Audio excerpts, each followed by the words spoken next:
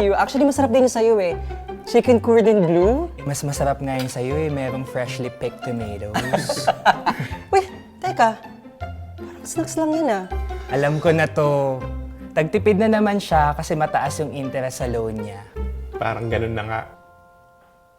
Alam mo, kung ako sa'yo, mag-UD loans ka na. UD loans? Oo, kami ni Richie, we got low interest rates sa UD loans by Union Digital Bank. Kaya swak sa budget eh. Alam mo, totoo yung sinasabi niya. So, paano yung UD loans? Madali lang to, ganito lang yan. Kailangan mo lang i-access ang UD Loans website at gamitin ang invite code para makuha mo agad ang funds sa account mo. O, di ba? Easy lang, upload ka pa agad. Kaya mag-UD Loans ka na para matikman mo na yung sarap ng low interest rates! Wow! More baon? Less baon sa interest rates?